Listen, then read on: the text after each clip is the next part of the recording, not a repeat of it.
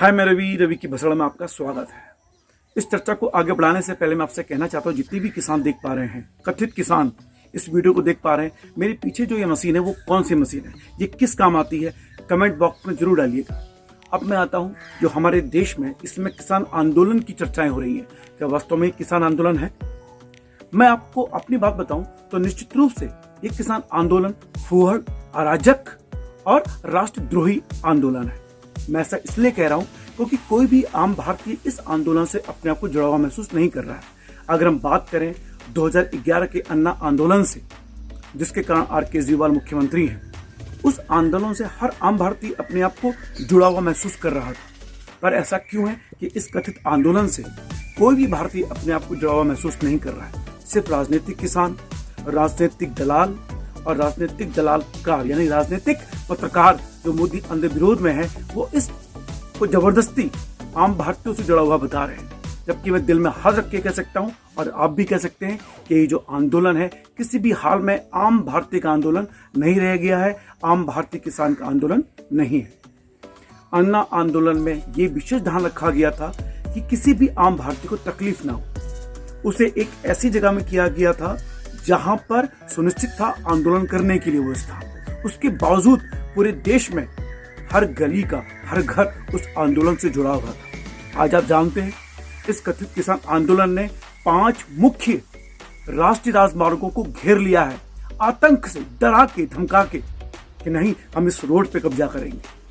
और दिल्ली की तरफ जाने वाले हजारों लाखों करोड़ों लोग इन 6 महीनों में इतना परेशान हो चुके हैं, उनका पैसा तो बर्बाद हुआ ही हुआ है।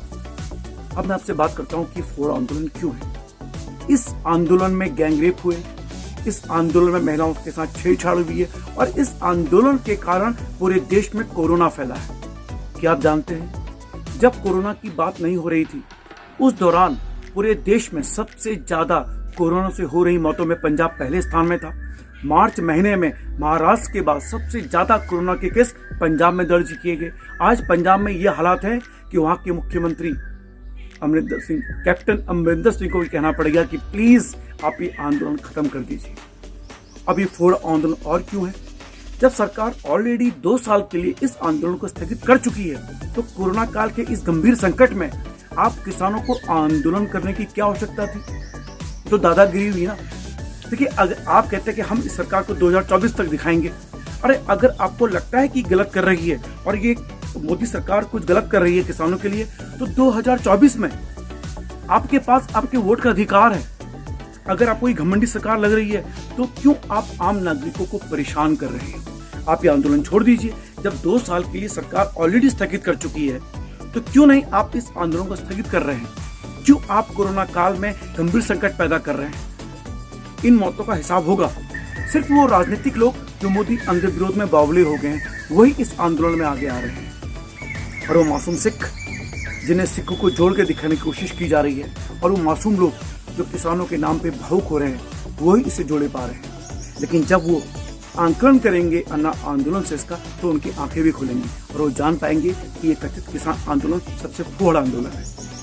अन्ना आंदोलन में ये बात का विशेष ध्यान रखा जाता था कि किसी आम भारतीय को परेशानी ना हो, पर इस आंदोलन में इस बात का विशेष ध्यान रखा जाता है कि हर आम भारतीय को परेशानी हो।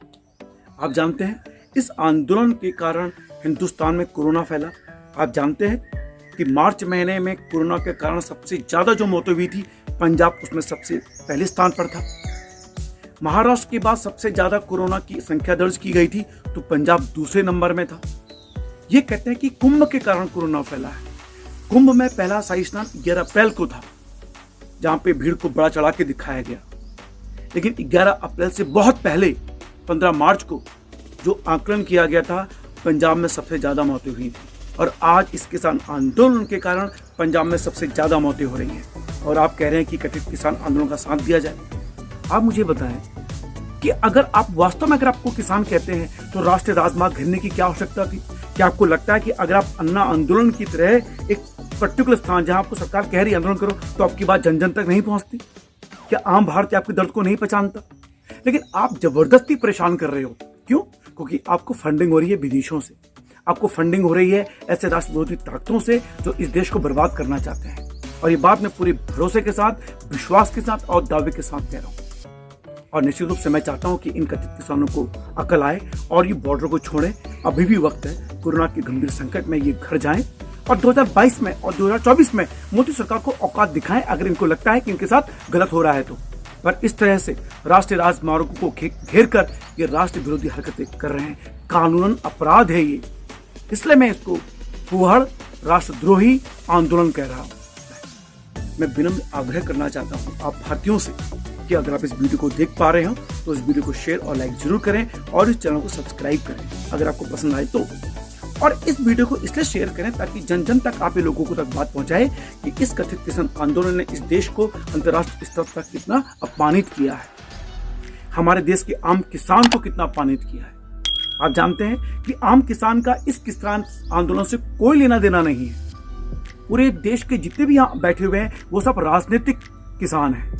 बाकी आपकी इच्छा है, मेरा उन आम किसानों को दृढ़ नमन है जो इस आंदोलन से बहुत दूर है और जो अभी भी खेतों में काम कर रहे हैं। फिलहाल इस मशीन का नाम बताइए और मैं दावे के साथ कह रहा हूँ जितने भी किसान इस आंदोलन में हैं उसमें से 90% इस मशीन का नाम नहीं बता पाएंगे जो मेरे पीछे आपको दिखाई दे रही है। जय भारत, जय हिंद।